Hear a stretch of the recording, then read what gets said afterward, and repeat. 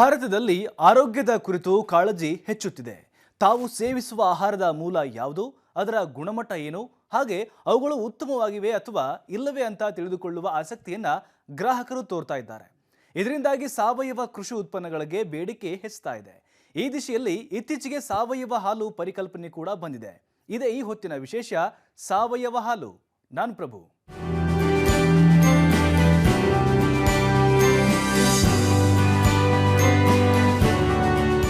ಸಾವಯವ ಹಾಲು ಎಂಬುದು ಒಂದು ವಿಶಿಷ್ಟ ಪರಿಕಲ್ಪನೆ. ಇದು ಭಾರತೀಯರಿಗೇನು ಹೊಸದಲ್ಲ. ಕೇವಲ 50 ವರ್ಷದ ಹಿಂದೆ ಇಲ್ಲಿನ ನಿವಾಸಿಗಳು ಸಾವಯವ ಹಾಲನ್ನೇ ಸೇವಿಸ್ತಾ ಇದ್ರು. ಆದರೆ ರಾಸಾಯನಿಕ ಕೃಷಿ ಭರಾಟೆ ಅದನ್ನು ತಪ್ಪಿಸಿತು. ಈಗ ಉಂಟಾಗಿರುವಂತಹ ಆಹಾರ ಆರೋಗ್ಯ ಪ್ರಜ್ಞೆಯಿಂದ ಈ ಪರಿಕಲ್ಪನೆ ಮುಂಚೂಣಿಗೆ ಬಂದಿದೆ.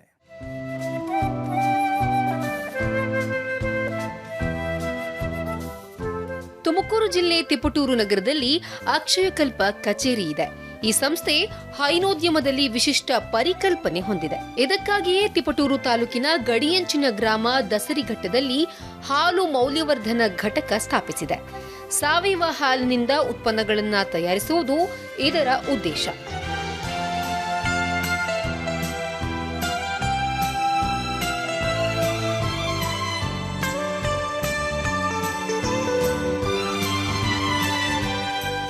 ಸಾವಯವ ಹಾಲು ಅಂತಂದರೆ ಸಾಮಾನ್ಯವಾಗಿ ಸಾವಯವ ಮತ್ತು ಸಾವಯವ ಅಲ್ಲದ್ದು ಅಂತಂದರೆ, ಸಾವಯವ ಅಂತಂದರೆ ಜೀವ ಇರೋದು, ಸಾವಯವ ಅಲ್ಲದ್ದು ಅಂತಂದರೆ ಅದಕ್ಕೆ ಜೀವ ಇಲ್ಲದೆ ಇರೋದು ಅಂತ. ಈ ಸಾವಯವದಲ್ಲಿ ಏನಾಗ್ತದೆ ಅಂತಂದರೆ ಯಾವುದೇ ರೀತಿಯ ಕೆಮಿಕಲ್ಸ್ ಆಗಲಿ ಮತ್ತು ಬೇರೆ ಏನು ಈ ಯಾವುದೇ ರೀತಿಯ ಕೆಟ್ಟ ಪರಿಣಾಮ, ದೇಹದ ಮೇಲೆ ಕೆಟ್ಟ ಪರಿಣಾಮ ಬೀರ್ತಕ್ಕಂಥ ಯಾವುದೇ ಅಂಶಗಳು ಇರುವುದಿಲ್ಲ. ಸಾವಯವ ಹಾಲಿನ ಪರಿಕಲ್ಪನೆ ಹಿಂದೆ ಮಹತ್ತರ ಉದ್ದೇಶವಿದೆ. ಅದೇನೆಂದರೆ ರೈತರನ್ನ ಸಾಮಾಜಿಕ ಮತ್ತು ಆರ್ಥಿಕವಾಗಿ ಸಬಲೀಕರಣ ಮಾಡುವುದು, ಕೃಷಿ ಮತ್ತು ರಾಸುಗಳ ಸಾಕಾಣಿಕೆ ಪೂರಕವಾಗಿರಬೇಕೆಂಬ ಉದ್ದೇಶ ಸಾಧಿಸುವುದು, ಕೃಷಿಗೆ ಮತ್ತು ಹೈನುಗಾರಿಕೆಗೆ ಹೊರಗಿನ ಸಂಪನ್ಮೂಲಗಳ ಬಳಕೆಯನ್ನ ಸಾಧ್ಯವಾದಷ್ಟು ಮಟ್ಟಿಗೆ ತಗ್ಗಿಸುವುದೇ ಆಗಿದೆ.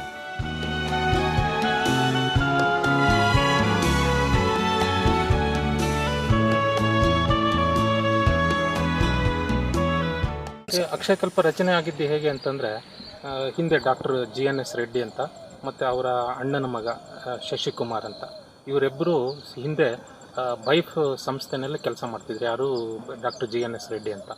ಅಲ್ಲಿ ಮೇಯ್ನ್ ಅಂತ ಅದ್ರ ಬೈಫ್ ಸಂಸ್ಥೆಯ ಮೂಲ ಉದ್ದೇಶ ಏನು ಅಂತಂದರೆ ರೈತರನ್ನು ಕಟ್ಟಬೇಕು, ರೈತರಿಗೆ ಅವರ ಒಂದು ಸೋಷಿಯೋ ಎಕನಾಮಿಕ್ ಕಂಡೀಷನ್ಸು ಇಂಪ್ರೂವ್ ಮಾಡಬೇಕು ಅನ್ನೋ ಉದ್ದೇಶವನ್ನು ಇಟ್ಕೊಂಡು ಅಲ್ಲಿ ರೂರಲ್ ಡೆವಲಪ್ಮೆಂಟ್ ಆ್ಯಕ್ಟಿವಿಟೀಸ್ಲಿ ಇನ್ವಾಲ್ವ್ ಆಗಿದ್ದರು. ಸೊ ಅಲ್ಲಿ 30 ವರ್ಷ ಸೇವೆ ಸಲ್ಲಿಸಿದ ನಂತರ, ನಿವೃತ್ತಿ ಹೊಂದಿದ ನಂತರ ಅವರದೇ ತಮ್ಮದೇ ಆದಂತಹ ಒಂದು ಸಂಸ್ಥೆಯನ್ನು, ಅಂದರೆ Akshayakalpa farms and foods private limited ಅಂತ ಒಂದು ಸಂಸ್ಥೆಯನ್ನು ಕಟ್ಟಿದರು. ಅಕ್ಷಯಕಲ್ಪ ಅಂದುಕೊಂಡ ಕಾರ್ಯವನ್ನ ಸಾಧಿಸುವುದು ಅಷ್ಟು ಸರಳ ಮತ್ತು ಸುಲಭವಾಗಿರಲಿಲ್ಲ. ಇದನ್ನ ಮಾಡಲು ಸಂಕಲ್ಪ ಇರಬೇಕು. ಎಂಥ ಸಂದರ್ಭದಲ್ಲಿಯೂ ಈ ಪರಿಕಲ್ಪನೆಯ ಆಚೀಚೆ ಹೋಗುವುದಿಲ್ಲ ಎಂದು ನಿರ್ಧಾರ ಮಾಡಬೇಕು. ಇಂದಿನ ದಿನಗಳಲ್ಲಿ ಸಾವಯವ ಕೃಷಿ ಮಾಡಲು ಹಿಂದೇಟು ಹಾಕುವವರೇ ಹೆಚ್ಚಿರುವಾಗ ಸಾವಯವ ಹಾಲು ಉತ್ಪಾದನೆ ಪ್ರಕ್ರಿಯೆಯ ಹೊಣೆಗಾರಿಕೆ ಹೊತ್ತುಕೊಳ್ಳುವವರು ಬಹಳ ಕಡಿಮೆ. ಈ ನಿಟ್ಟಿನಲ್ಲಿ ಸಂಸ್ಥೆ ಈಗಾಗಲೇ ಹೈನುಗಾರಿಕೆಯಲ್ಲಿ ತೊಡಗಿಸಿಕೊಂಡವರನ್ನ ಭೇಟಿ ಮಾಡಲು ನಿರ್ಧರಿಸಿತು. ಮುಖ್ಯಸ್ಥರು ಮತ್ತು ಕಾರ್ಯಕರ್ತರು ಹಳ್ಳಿಗೆ ಭೇಟಿ ನೀಡಿದರು.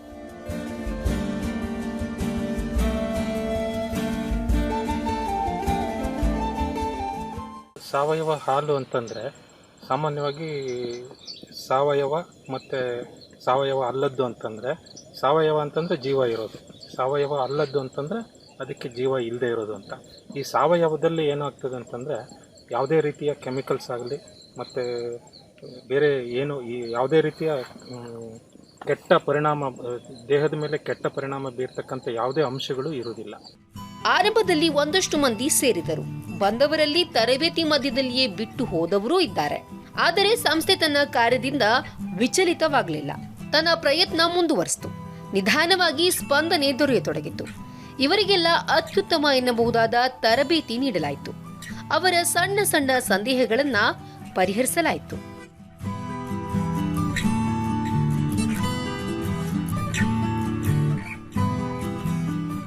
ಡೈರಿಯನ್ನು ಒಂದು ಉದ್ದಿಮೆಯಾಗಿ ಹೇಗೆ ಪರಿವರ್ತನೆ ಹೊಂದಿಸ್ಕೋಬೋದು ಅಂತಂದ್ಬಿಟ್ಟು ಅವರಿಗೆ ತರಬೇತಿಯನ್ನು ಕೊಟ್ಟು ಅವರಲ್ಲಿರ್ತಕ್ಕಂಥ ಸಂಪನ್ಮೂಲಗಳನ್ನು ಬಳಸ್ಕೊಂಡು ಡೈರಿನ ಒಂದು ಉತ್ತಮ ಉದ್ದಿಮೆಯಾಗಿ ಸೃಷ್ಟಿ ಮಾಡಬೇಕು ಅಂತಂದ್ಬಿಟ್ಟು ನಾವು ರೈತರನ್ನು ಕಟ್ತಕ್ಕಂಥ ಕೆಲಸವನ್ನು ಮಾಡ್ತಾಯಿದ್ದೀವಿ. ಹೈನುಗಾರಿಕೆಯಿಂದ, ಅದರಲ್ಲಿಯೂ ಸಾವಯವ ಹೈನುಗಾರಿಕೆಯಿಂದ ಆಗುವ ಅನುಕೂಲಗಳನ್ನ ರೈತರಿಗೆ ಮನದಟ್ಟು ಮಾಡಿಸಲಾಯಿತು. ಮುಖ್ಯವಾಗಿ ಕೃಷಿಯ ಖರ್ಚು ವೆಚ್ಚಗಳು ಗಣನೀಯವಾಗಿ ಕಡಿಮೆಯಾಗುತ್ತೆ. ವರ್ಷದಿಂದ ವರ್ಷಕ್ಕೆ ಲಾಭಾಂಶವೂ ಹೆಚ್ಚುತ್ತಾ ಹೋಗುತ್ತೆ. ಆದರೆ ರಾಸಾಯನಿಕ ಕೃಷಿ ಪದ್ಧತಿಯಲ್ಲಿ ಇಂಥ ಅನುಕೂಲಗಳು ಇಲ್ಲ ಎಂಬುದನ್ನ ತಿಳಿಸಲಾಯಿತು.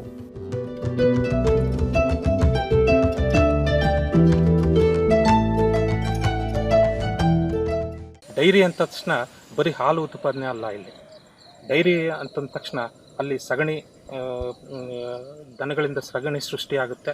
ಆ ಸೃಷ್ಟಿಯಾದಂಥ ಸಗಣಿಯನ್ನು ಬೇರೆ ಸಂಪನ್ಮೂಲ ಬಳಸ್ಕೊಳ್ಳಿಕ್ಕೆ ಪರಿವರ್ತನೆ ಮಾಡಿ ಎಲೆಕ್ಟ್ರಿಸಿಟಿ ಜನರೇಷನ್ಗೆ ಬೇಕಾದಂಥ ವ್ಯವಸ್ಥೆ ಸೃಷ್ಟಿ ಮಾಡ್ತೀವಿ.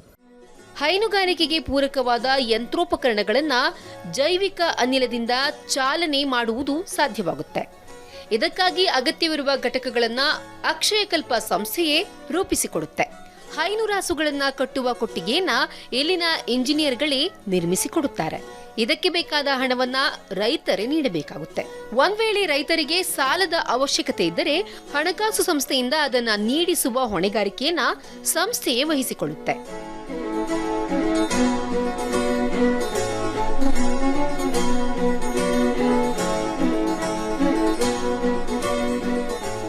ಹೀಗೆ ಶುರುನಲ್ಲಿ ಡೀಸೆಲಿಂದ ಸ್ಟಾರ್ಟ್ ಆಗುತ್ತೆ, ಮತ್ತು ಬಯೋಗ್ಯಾಸಿಂದ ರನ್ ಆಗೋದ್ರಿಂದ ಅವರ ಒಂದು ಹಾಲು ಕರೀಲಿಕ್ಕೆ ಬೇಕಾದಂತಹ ಮೆಷಿನಿಗೆ ಬೇಕಾದಂಥ ಎಲೆಕ್ಟ್ರಿಸಿಟಿ, ಮನೆಗೆ ಅಡುಗೆ ಮಾಡಲಿಕ್ಕೆ ಬೇಕಾದಂಥ ಎಲೆಕ್ಟ್ರಿಸಿಟಿ, ಮತ್ತು ಇಲ್ಲಿ ನೀರನ್ನು ಪಂಪ್ ಮಾಡಲಿಕ್ಕೆ ಬೇಕಾದಂಥ ಎಲೆಕ್ಟ್ರಿಸಿಟಿ ಈ ಒಂದು ಸಗಣಿಯಿಂದನೇ ಉತ್ಪಾದನೆ ಆಗುತ್ತೆ.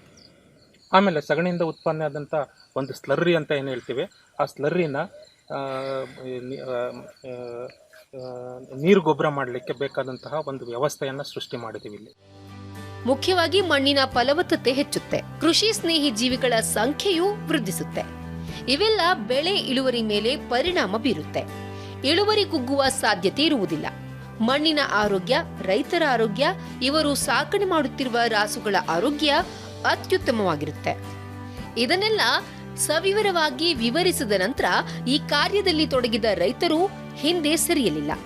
ಬದ್ಧತೆಯಿಂದ ತಮ್ಮನ್ನ ತೊಡಗಿಸಿಕೊಂಡರು. ಇತರರು ಕಾರ್ಯಕ್ಕೆ ಮುಂದಾಗುವಂತೆ ಮಾಡತೊಡಗಿದರು.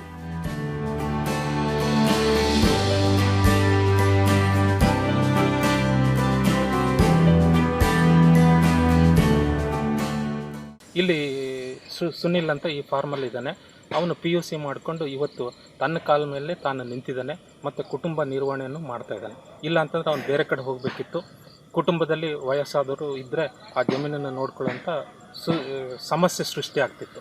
ಹಾಗಾಗಿ ಇಲ್ಲಿ ಅವನೇ ನಿಂತಿರೋದ್ರಿಂದ ಒಂದು ಉದ್ದಿಮೆ ರೂಪದಲ್ಲಿ ಡೈರಿಯನ್ನು ತಗೊಂಡಿದ್ದಾನೆ. ಮತ್ತು ಆ ಡೈರಿಯಿಂದ ಉತ್ಪಾದನೆ ಆದಂಥ ಎಲ್ಲ ವಸ್ತುಗಳು ಸಹ ಸದ್ಬಳಕೆ ಆಗೋದ್ರಿಂದ ಇಲ್ಲಿ ಒಂದು ಸುಸ್ಥಿರತೆ, ಅವನ ಫಾರ್ಮಲ್ಲಿ ಸುಸ್ಥಿರತೆ ಅನ್ನೋದನ್ನು ಕಾಣ್ತೀವಿ ನಾವು. ಸುಸ್ಥಿರ ಕೃಷಿ, ಸುಸ್ಥಿರ ಹೈನುಗಾರಿಕೆಯಲ್ಲಿ ಕುಟುಂಬ ಸದಸ್ಯರೇ ತೊಡಗಿಸಿಕೊಂಡಾಗ ಸಕಾರಾತ್ಮಕ ಪರಿಣಾಮಗಳು ಹೆಚ್ಚು. ಇದು ಕುಟುಂಬದ ಭಾವನಾತ್ಮಕ ಸಂಬಂಧಗಳ ಮೇಲೂ ಪರಿಣಾಮ ಬೀರುತ್ತೆ. ಕುಟುಂಬದ ಸದಸ್ಯರು ನೆಮ್ಮದಿಯಿಂದ ಜೀವನ ನಡೆಸುವುದು ಕೂಡ ಸಾಧ್ಯವಾಗುತ್ತೆ. ಉತ್ತಮ ಗಳಿಕೆ ಇರೋದ್ರಿಂದ ಮೂಲಭೂತ ಸೌಕರ್ಯಗಳನ್ನು ಹೆಚ್ಚಿಸಿಕೊಳ್ಳುವುದು ಸಾಧ್ಯವಾಗುತ್ತೆ.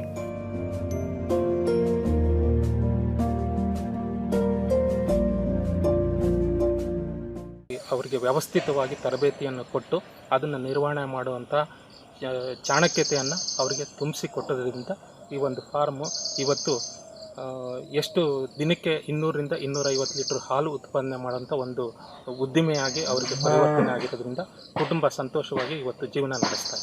ಹೈನು ರಾಸುಗಳ ಆಹಾರದ ಬಗ್ಗೆ ಹೆಚ್ಚು ಜಾಗೃತಿಯನ್ನು ವಹಿಸಬೇಕು. ಯಾಕಂದರೆ ರಾಸುಗಳಿಗೆ ಉಂಟಾಗುವಂತಹ ಕಾಯಿಲೆಗಳು ಹೆಚ್ಚು. ತಕ್ಷಣವೇ ಅದರ ನಿಯಂತ್ರಣಕ್ಕೆ ಕ್ರಮಗಳನ್ನು ತೆಗೆದುಕೊಳ್ಬೇಕು. ಇಲ್ಲದಿದ್ದರೆ ಹಾಲು ದೋಷಪೂರ್ಣವಾಗುತ್ತೆ. ಅದರ ದುಷ್ಪರಿಣಾಮಗಳು ಸಾಕಣೆದಾರರು ಮತ್ತು ಗ್ರಾಹಕರ ಮೇಲೆ ಉಂಟಾಗುತ್ತೆ. ಈ ಕುರಿತು ಹೆಚ್ಚಿನ ವಿಷಯಗಳನ್ನು ತಿಳಿಸ್ತೇವೆ ಒಂದು ಚಿಕ್ಕ ಬ್ರೇಕ್ ಆದಮೇಲೆ. ಸಾವಯವ ಹಾಲು ಕಾರ್ಯಕ್ರಮಕ್ಕೆ ಮತ್ತೆ ಸ್ವಾಗತ. ರಾಸುಗಳಿಗೆ ಕಾಯಿಲೆಗಳು ಬಾರದೇ ಇರಬೇಕಾದ್ರೆ ಅವುಗಳು ಇರುವಂತಹ ಕೊಟ್ಟಿಗೆ ಶುಚಿಯಾಗಿರಬೇಕು. ಯಾವ ಮಾದರಿಯಲ್ಲಿ ಕೊಟ್ಟಿಗೆಗಳನ್ನು ನಿರ್ಮಾಣ ಮಾಡ್ತೇವೆ ಎಂಬುದು ಮುಖ್ಯವಾಗಿ ಕಾಲುಬಾಯಿ ರೋಗ, ಕೆಚ್ಚಲು ಬಾವು ಬಗ್ಗೆ ಭಾರಿ ಎಚ್ಚರವನ್ನು ವಹಿಸಬೇಕು. ಸಾವಯವ ಹೈನುಗಾರಿಕೆಯಲ್ಲಿ ತೊಡಗಿಸಿಕೊಳ್ಳಲು ಮುಂದೆ ಬಂದ ರೈತರಲ್ಲಿ ತಿಪಟೂರು ತಾಲೂಕು ಆಲೂರು ಗ್ರಾಮದ ಉಮೇಶ್ ಕುಟುಂಬಸ್ಥರು ಸೇರಿದ್ದಾರೆ. ಇದು ಈ ಬಗ್ಗೆ ಆಸಕ್ತಿಯುಳ್ಳ ಕೃಷಿಕರ ಸಂದರ್ಶನ ತಾಣವೂ ಆಗಿದೆ. ವಿದ್ಯಾಭ್ಯಾಸದ ನಂತರ ಮುಂದೇನು ಮಾಡುವುದು ಎಂದು ಚಿಂತಿಸುತ್ತಿದ್ದ ಶಶಿಕುಮಾರ್ ಕೃಷಿ ಮತ್ತು ಹೈನುಗಾರಿಕೆಯನ್ನ ಅವಲಂಬಿಸಲು ನಿರ್ಧರಿಸಿದ್ರು.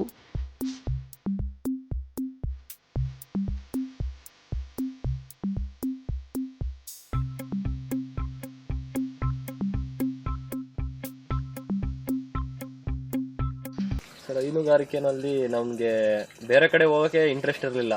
ಬೆಂಗಳೂರಾಗಲಿ ಮತ್ತೊಂದಾಗಲಿ ಬೇರೆ ಕಡೆ ಕೆಲಸ ಹೋಗೋದಾಗಲಿ ಇಂಟ್ರೆಸ್ಟ್ ಇರಲಿಲ್ಲ. ಹಂಗಾಗಿ ನಾವು ಹೈನುಗಾರಿಕೆ ನಮ್ಮ ಪೂರ್ವಜರು ಕೂಡ ಹೈನುಗಾರಿಕೆನೇ ಮಾಡ್ಕೊಂಬಂದಿದ್ದಾರೆ. ಅದನ್ನು ಅವರು ಯಾವ ಥರ ಮಾಡ್ಕೋಬೇಕು ಅನ್ನೋದು ಗೊತ್ತಿರಲಿಲ್ಲ. ಹಂಗಾಗಿ ನಾವು ಸ್ವಲ್ಪ ಟೆಕ್ನಾಲಜಿ ಯೂಸ್ ಮಾಡಿ ಅಕ್ಷಯಕಲ್ಪ ಸಪೋರ್ಟ್ ತಗೊಂಡು ಟೆಕ್ನಾಲಜಿಯಾಗಿ ಒಂದು ಸ್ವಲ್ಪ ನಮಗೆ ಕೆಲಸ ಈಸಿ ಆಗೋ ಥರ ಹೈನುಗಾರಿಕೆ ಮಾಡ್ಕೊಂಡಿದ್ದೀವಿ. ಶಶಿಕುಮಾರ್ ಮತ್ತು ಇವರ ಪೋಷಕರು ಹೈನುಗಾರಿಕೆಗೆ ಪೂರಕವಾದ ಬೆಳೆಗಳನ್ನೇ ಬೆಳೆಯುತ್ತಿದ್ದಾರೆ. ಇದು ಮನೆ ಬಳಕೆ, ಮಾರಾಟ ಜೊತೆಗೆ ಹೈನುರಾಸುಗಳಿಗೆ ಮೇವನ್ನ ಒದಗಿಸುವ ಮೂಲಗಳಾಗಿವೆ. ಇವೆಲ್ಲದರ ಜೊತೆಗೆ ಮೇವಿನ ಬೆಳೆಗಳನ್ನ ಕೃಷಿ ಮಾಡ್ತಿದ್ದಾರೆ.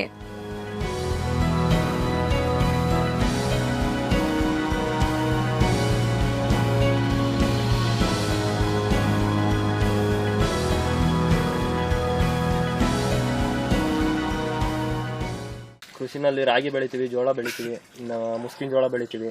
ಇನ್ನು ನಮಗೆ ದನಿಗೆ ಮೇವು ಏನು ಬೇಕು ಎಲ್ಲ ಬೆಳ್ಕೊತೀವಿ. ಇನ್ನು ತೆಂಗಿದೆ, ಇನ್ನು ಬೇರೆ ಗಿಣಿ, ನೇಪಿಯರು ಈ ಥರ ಎಲ್ಲ ದನಿಗೂ ಮೇವಾಗಂಥದ್ದನ್ನೆಲ್ಲ ಬೆಳ್ಕೊತೀವಿ. ಯಾವುದೇ ವೃತ್ತಿ ಅವಲಂಬಿಸಿದರೂ ಅದನ್ನ ಅಚ್ಚುಕಟ್ಟಾಗಿ ಮಾಡಬೇಕು ಎನ್ನುವುದು ಶಶಿಕುಮಾರ್ ಉದ್ದೇಶ. ಹೈನುಗಾರಿಕೆ ಮಾಡಿದರೆ ಸಾವಯವ ಹೈನುಗಾರಿಕೆಯನ್ನೇ ಮಾಡಬೇಕು ಎಂಬುದು ಇವರ ಉದ್ದೇಶವಾಗಿತ್ತು. ಇದಕ್ಕೆ ಅಕ್ಷಯಕಲ್ಪ ಸಹಕಾರ ನೀಡಿತು. ಈ ಸಂಸ್ಥೆ ನೀಡಿದ ತರಬೇತಿಯನ್ನ ಸಂಪೂರ್ಣ ಮನಸ್ಸಿಟ್ಟು ಕಲಿತರು. ಆಗ ಇದು ಎಂಥ ಉತ್ತಮ ಉದ್ದೇಶಗಳನ್ನ ಹೊಂದಿದೆ ಎಂಬ ಅರಿವನ್ನ ಉಂಟು ಮಾಡಿತು.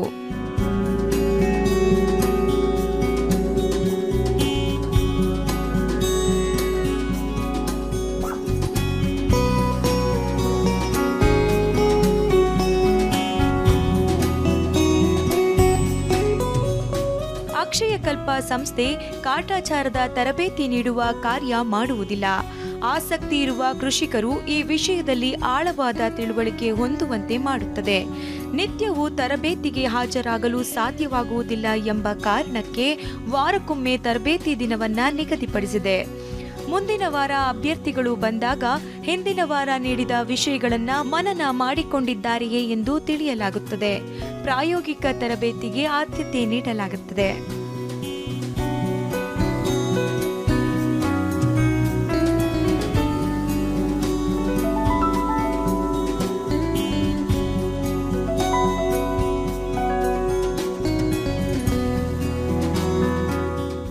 ವಾರ ಭಾನುವಾರದ ದಿವಸ ಒಂದು 15ರಿಂದ 20 ಭಾನುವಾರ ಟ್ರೈನಿಂಗ್ ಇರುತ್ತೆ. ಭಾನುವಾರದ ದಿವಸ ಅದರಲ್ಲಿ ಯಾವ ಥರ ಹಾಲು, ಯಾವ ಥರ ಹಸುಗು ಸಾಕಬೇಕು, ಯಾವ ಥರ ಮೇವು ಬೆಳಿಬೇಕು, ಯಾವ ಥರ ಬೇಸಾಯ ಮಾಡಬೇಕು, ಯಾವ ಥರ ಹಸುಗಳ್ನ ಯಾವ ಥರ ಶೆಡ್ಡಲ್ಲಿರಬೇಕು, ಯಾವ ಥರ ಮಿಲ್ಕಿಂಗ್ ಮಾಡಬೇಕು, ಈ ಬಯೋಡೈಜೆಸ್ಟ್ ಯಾವ ಥರ ಇರಬೇಕು, ಬಯೋಗ್ಯಾಸ್ ಯಾವ ಥರ ಇರಬೇಕು, ಅದರಿಂದ ಏನು ಉಪಯೋಗ, ಇನ್ನು ನಾವು ಎಷ್ಟು ಲಾಭ ಪಡಿಬೇಕು, ಒಂದು ಲೀಟ್ರ್ ಹಾಲು ಕರಿಯೋಕ್ಕೆ ಎಷ್ಟು ಹಣ ಖರ್ಚು ಮಾಡಬೇಕು, ಅದರಲ್ಲಿ ಎಷ್ಟು ಉಳಿಸ್ಬೇಕು, ಆ ಥರ ಎಲ್ಲ ಟ್ರೈನಿಂಗ್ ಇರುತ್ತೆ. ಒಂದು 15ರಿಂದ 20 ಭಾನುವಾರದ ಟ್ರೈನಿಂಗ್ ಇರುತ್ತೆ. ಸುಸ್ಥಿರ ಮಾದರಿ, ಅದರಲ್ಲಿಯೂ ಸಾವಯವ ಹೈನುಗಾರಿಕೆ ಮಾಡುವುದು ಸುಲಭದ ಕೆಲಸವಲ್ಲ. ಆರಂಭದಲ್ಲಿ ಹೆಚ್ಚು ಶ್ರಮ ತೊಡಗಿಸಬೇಕಾಗುತ್ತದೆ. ಶಶಿಕುಮಾರ್ ಈ ಕೆಲಸಗಳನ್ನ ಗಮನವಿಟ್ಟು ಮಾಡಿದ್ರು. ಈ ಕಾರ್ಯಕ್ಕೆ ಅವರ ತಂದೆ ತಾಯಿ ಸಂಪೂರ್ಣ ಸಹಕಾರವಿದೆ.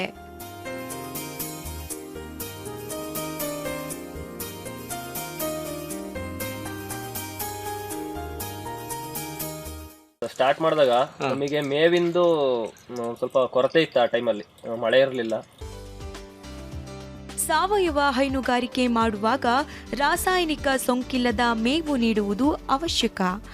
ಮನೆಗಾಗಲಿ ಜಮೀನಿಗಾಗಲಿ ಹೈನುರಾಸು ಕೊಟ್ಟಿಗೆಗಾಗಲಿ ರಾಸಾಯನಿಕಗಳನ್ನ ತರುವಂತಿಲ್ಲ. ರಾಸಾಯನಿಕ ಗೊಬ್ಬರ, ಕೀಟನಾಶಕಗಳ ಬಳಕೆ ಮಾಡಿದ್ದರೆ ಅದು ಪ್ರಯೋಗಾಲಯದ ಪರೀಕ್ಷಾ ಸಮಯದಲ್ಲಿ ತಿಳಿಯುತ್ತದೆ. ಆಗ ಅಂತ ಹಾಲು ತಿರಸ್ಕಾರವಾಗುತ್ತದೆ.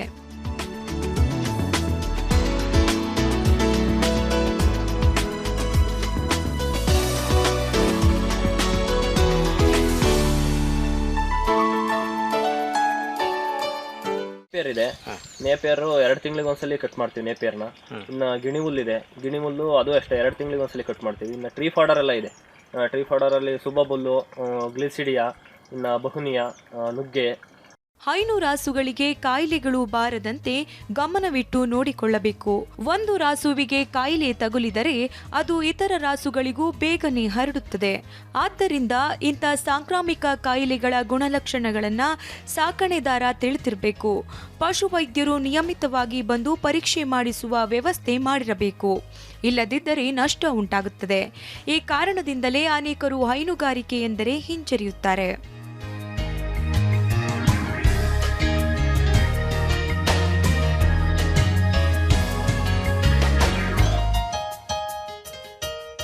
ಸರ್, ನಮ್ಮ ಫಾರಮಲ್ಲಿ ಹಸುಗಳಿಗೆ ಕಾಯಿಲೆನೇ ಇಲ್ಲ 2 ವರ್ಷದಿಂದ. ಈ ಥರ ಓಪನ್ ಶೆಡ್ ಮಾಡಿ ಈ ಥರ ಎಲ್ಲ ರೆಡಿ ಮಾಡಿದ್ಮೇಲೆ ನಮ್ಮ ಹಸುಗಳಿಗೆ ಕಾಯಿಲೆನೇ ಇಲ್ಲ. ಇನ್ನು ವ್ಯಾಕ್ಸಿನೇಷನ್ ಮಾಮೂಲಿ ಮಾಡಿಸ್ಲೇಬೇಕು, 6 ತಿಂಗಳಿಗೆ ಒಂದ್ಸಲಿ. ಅದು ಮಾಮೂಲಿ ನಾವು ವ್ಯಾಕ್ಸಿನೇಷನ್ ಎಲ್ಲದಕ್ಕೂ ಮಾಡಿಸ್ತೀವಿ. ಕಾಯಿಲೆ ಅನ್ನೋದು ನಮಗೆ ಕಾಯಿಲೆ ಕೆಸರು ಬಾವಾಗಲಿ ಬೇರೆ ಯಾವುದೇ ಕಾಯಿಲೆ ಅನ್ನೋದೇ ಗೊತ್ತಿಲ್ಲ ನಮ್ಮ ಶೆಡ್ಡಲ್ಲಿ. ಸಾವಯವ ಹೈನುಗಾರಿಕೆ ಬಗ್ಗೆ ಚೆನ್ನಾಗಿ ತಿಳಿದುಕೊಂಡಿರುವ ಪಶುವೈದ್ಯರು ಅಕ್ಷಯಕಲ್ಪ ಸಂಸ್ಥೆಯಲ್ಲಿ ಇದ್ದಾರೆ. ಇವರು ಹೈನುಗಾರರೊಂದಿಗೆ ನಿರಂತರ ಸಂಪರ್ಕ ಇಟ್ಟುಕೊಂಡಿರ್ತಾರೆ. ನಿಗದಿತ ದಿನಗಳಲ್ಲಿ ಭೇಟಿ ನೀಡುವುದಲ್ಲದೆ ತುರ್ತು ಕರೆಗಳು ಬಂದಾಗ ಧಾವಿಸಿ ಬರುತ್ತಾರೆ. ಇದಕ್ಕೆ ಬೇಕಾದ ವ್ಯವಸ್ಥೆಗಳನ್ನು ಮಾಡಲಾಗಿದೆ. ಇದಕ್ಕೆ ಸಾವಯವ ಹೈನುಗಾರಿಕೆ ಮಾಡುವವರಿಗೆ ಭಾರಿ ಧೈರ್ಯ ನೀಡಿದೆ.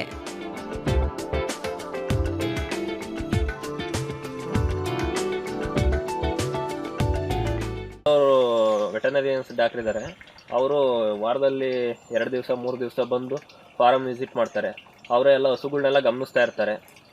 ನಾವು ನಮ್ಮ ಫಾರಮಲ್ಲಿ ನಾವು ಹಸುಗಳನ್ನೆಲ್ಲ ಗಮನಿಸ್ತಾ ಇರ್ತೀವಿ. ಯಾವುದೇ ಥರ ಕಾಯಿಲೆ ಏನಾದ್ರು ಕಂಡು ಬಂದರೆ ಅವ್ರಿಗೆ ಅಕ್ಷಯಕಲ್ಪ ಡಾಕ್ಟ್ರಿಗೆ ಇನ್ಫಾರ್ಮ್ ಮಾಡ್ತೀವಿ. ಕೊಟ್ಟಿಗೆ ನಿರ್ಮಾಣ ಕಾರ್ಯ ಬಹಳ ಮುಖ್ಯ. ಇದರ ನೆಲ ನಯವಾಗಿರಬಾರದು, ಜೊತೆಗೆ ತುಂಬಾ ಒರಟಾಗಿಯೂ ಇರಬಾರದು. ನಯವಾಗಿದ್ದರೆ ಹೈನುರಾಸುಗಳಿಗೆ ಜಾರಿ ಬಿದ್ದು ಕಾಲು ಮುರಿದುಕೊಳ್ಳುತ್ತವೆ.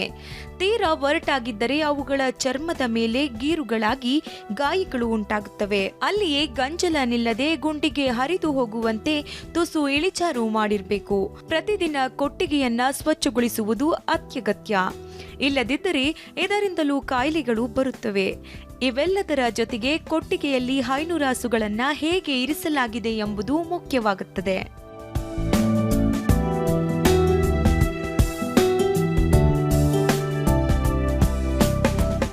ನಾವು ಹಸುಗಳನ್ನ ಯಾವುದೇ ಕಾರಣಕ್ಕೂ ಕಟ್ಟಲ್ಲ ಹಸುಗಳನ್ನ. ಆಮೇಲೆ ಹಸುಗಳಿಗೆ ದಿನಕ್ಕೆ ನಾವು ಒಂದೇ ಸಲ ಮೇವು ಹಾಕೋದು. ಫುಲ್ ಗೊಂತಿ ತುಂಬ ಮೇವಿರುತ್ತೆ. ಅದು ಬೇಕಾದಾಗ ಮೇವು ತಿನ್ಬೋದು, ಗುಣಮಟ್ಟದ ಮೇವು ಅದು. ಉತ್ತಮ ಕೊಟ್ಟಿಗೆ, ಉತ್ತಮ ಮೇವು, ಅತ್ಯುತ್ತಮ ಹಾಲಿನ ಉತ್ಪಾದನೆ ಒಂದಕ್ಕೊಂದು ಸಂಬಂಧಪಡುತ್ತವೆ. ಇದರ ಜೊತೆಗೆ ಹೈನುರಾಸುಗಳಿಗೆ ಅಗತ್ಯವೆನಿಸಿದಾಗಲೆಲ್ಲ ಕುಡಿಯುವ ಶುದ್ಧ ನೀರು ಲಭ್ಯವಾಗುವಂತಿರಬೇಕು. ಮೌಲ್ಯವರ್ಧನೆ ಮತ್ತು ಮಾರುಕಟ್ಟೆ ಬಹಳ ಮುಖ್ಯ. ಈ ನಿಟ್ಟಿನಲ್ಲಿ ಸಾವಯವ ಹಾಲಿನ ಮೌಲ್ಯವರ್ಧನೆ ಕಾರ್ಯ ಹೇಗೆ ನಡೆಯುತ್ತಿದೆ ಎಂಬುದು ಕೂಡ ಕುತೂಹಲಕಾರಿ. ಈ ಕುರಿತು ವಿವರವನ್ನು ಕೊಡ್ತೀವಿ ಇನ್ನೊಂದು ಬ್ರೇಕ್ ಆದಮೇಲೆ.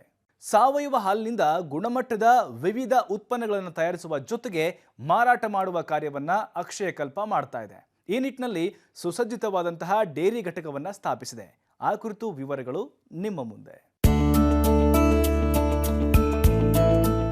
ಹೈನುರಾಸುಗಳಿಗೆ ಕೆಚ್ಚಲು ಬಾವು ದೊಡ್ಡ ಸಮಸ್ಯೆ.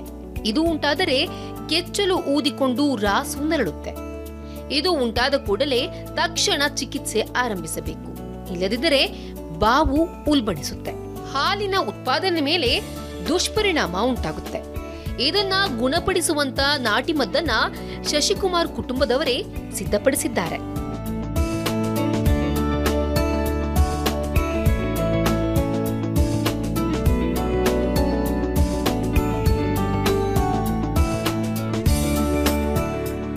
ಹಾಲಿನ ಗುಣಮಟ್ಟದ ಬಗ್ಗೆ ಭಾರಿ ಜಾಗ್ರತೆ ವಹಿಸಬೇಕು.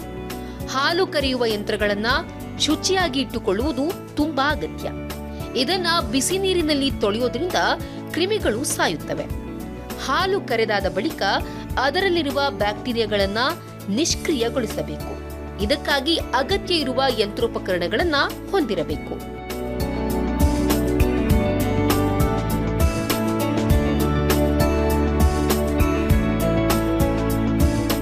ಹಾಲು ಕರೆದು ಒಂದು 5-10 ನಿಮಿಷದಲ್ಲೆಲ್ಲ ಚಿಲ್ಲಿಂಗ್ ಹಾಕ್ತೀವಿ. ಚಿಲ್ಲಿಂಗ್ ಹಾಕ್ಬಿಟ್ಟು ಅದರಲ್ಲಿ ಹಾಲು 30 to 34 ಡಿಗ್ರಿ ಹಾಲಿರುತ್ತೆ. ಅದನ್ನ ಒಂದು ಅರ್ಧ ಗಂಟೆಯಲ್ಲಿ ಒಂದು 3.5 3 ಡಿಗ್ರಿಗೆ ತಂದು ನಿಲ್ಸಿದ್ರೆ ಹಾಲಲ್ಲಿರೋ ಬ್ಯಾಕ್ಟೀರಿಯಾಸ್ ಬೇರೆ ಯಾವುದೇ ಬೇರೆ ಬ್ಯಾಕ್ಟೀರಿಯಾ ಇದ್ರು ಆ ಬ್ಯಾಕ್ಟೀರಿಯಾ ಬೆಳವಣಿಗೆ ಆಗಲ್ಲ, ಕೋಮಾ ಸ್ಟೇಜಲ್ಲೇ ಇರುತ್ತೆ ಹಾಲು. ಇನ್ನು ಆ ಗಾಡಿ ಕಂಟೈನರ್ ಬರುತ್ತೆ, ಅದು ಚಿಲ್ಲಾಗಿರೋ ಹಾಲನ್ನ ತಗೊಂಡೋಗುತ್ತೆ. ಸಾವಯವ ಹಾಲು ಉತ್ಪಾದನೆ ನಂತರ ಗುಣಮಟ್ಟದ ಉತ್ಪನ್ನಗಳನ್ನು ತಯಾರಿಸಲು ಸುಸಜ್ಜಿತ ಘಟಕವನ್ನ ಹೊಂದಿರಬೇಕು. ಈ ದಿಶೆಯಲ್ಲಿ ತಿಪಟೂರು ತಾಲೂಕಿನ ದಸರಿಘಟ್ಟದ ಬಳಿ ಅಕ್ಷಯಕಲ್ಪ ಅತ್ಯುತ್ತಮ ಘಟಕ ಹೊಂದಿದೆ. ಇಲ್ಲಿ ಹಾಲನ್ನ ಪರೀಕ್ಷಿಸುವ ಆಧುನಿಕ ಪ್ರಯೋಗಾಲಯವಿದೆ.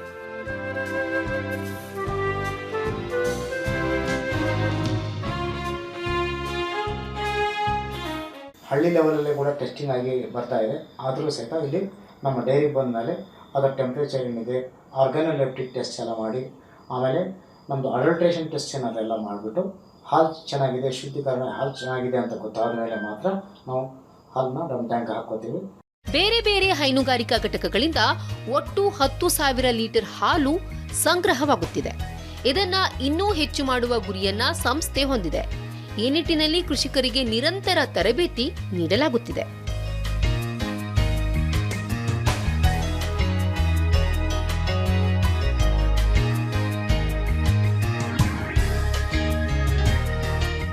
ಈಗ ಸದ್ಯ ನಮ್ಮಲ್ಲಿ 10,000 ಲೀಟರ್ ಹಾಲು ಶೇಖರಣೆ ಆಗ್ತಾ ಇದೆ. 10,000 ಲೀಟರ್ ಹಾಲು ಟೋಟಲಿ ಏನು ಉಳಿಯಲ್ಲ ಅಷ್ಟು ಮಾರ್ಕೆಟಿಂಗ್ ಆಗ್ತಾ ಇದೆ. ಇನ್ನು ನಾವು ಬೆಳಿಬೇಕನ್ನೋ ಉದ್ದೇಶ ಇಟ್ಕೊಂಡಿದ್ವಿ.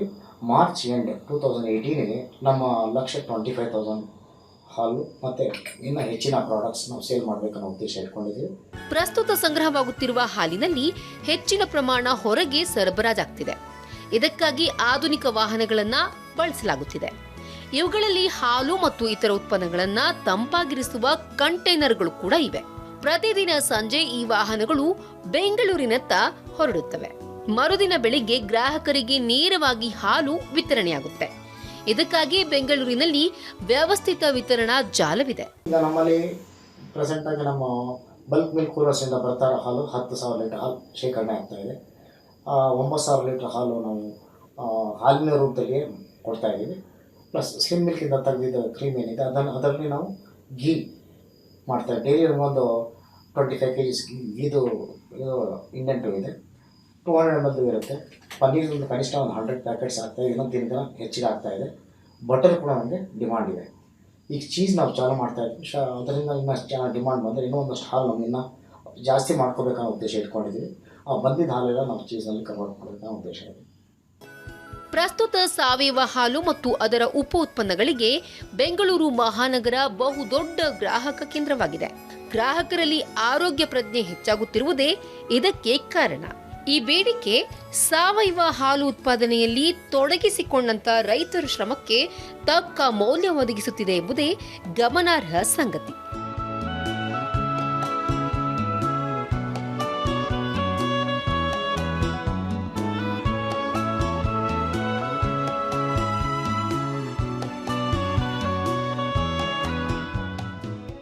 ಕುಮಾರ ರೈತ, ಸುದ್ದಿ ಟಿವಿ. ಸಾವಯವ ಹಾಲು ಇದಾಗಿತ್ತು ಈ ಹೊತ್ತಿನ ವಿಶೇಷ. ಸುದ್ದಿ ಟಿವಿ, ನಾವು ಸುಳ್ಳು ಹೇಳಲ್ಲ.